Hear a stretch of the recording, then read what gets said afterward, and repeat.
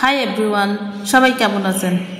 আজকে যে রেসিপি তৈরি করব এটা খুবই ইজি এবং শর্টকাট এবং স্টুডেন্ট লাইফে খুবই সাপোর্ট দেয়। ম্যাচে খুব জনপ্রিয় একটা রেসিপি, অর্থাৎ ডিম ভুনা বা ডিম ঝোল। চলে যাই মূল রেসিপিতে। ডিমগুলো সিদ্ধ করে নিয়ে ভালো করে ভেজে নিতে হবে, লাল লাল করে ভাজতে হবে। ডিম ভাজার সময় বেশি বেশি নাড়তে হয়।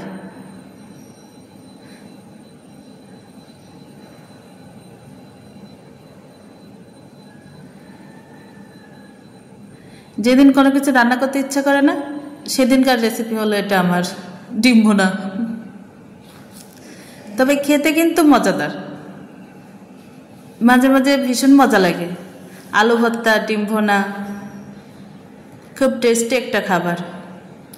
ডিমগুলো ভাজা কমপ্লিট, এখন আমি সব কয়টা উঠিয়ে নিচ্ছি। এখানে আমি কাঁচা পেঁয়াজ অ্যাড করব। পেঁয়াজগুলো কুচি কুচি করে দিয়েছি।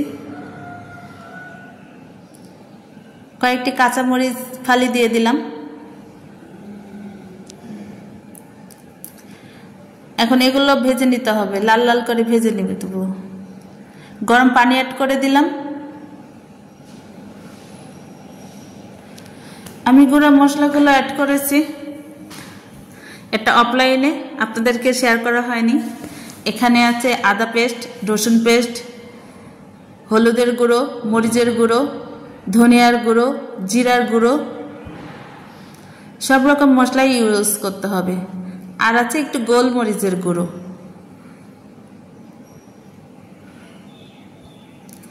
এখন মশলাগুলো ভালো করে ভেজে নিচ্ছি।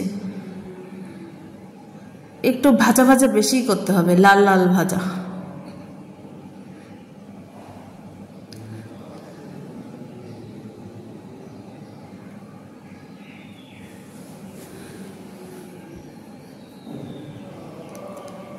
এখন আমি ডিমগুলো অ্যাড করে দিচ্ছি।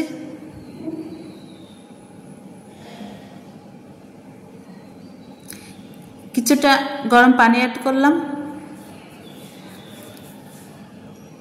পানির পরিমাণটা দিতে হবে খুবই কম। এটা জাস্ট 10 মিনিটে রান্না কমপ্লিট হয়ে যায়।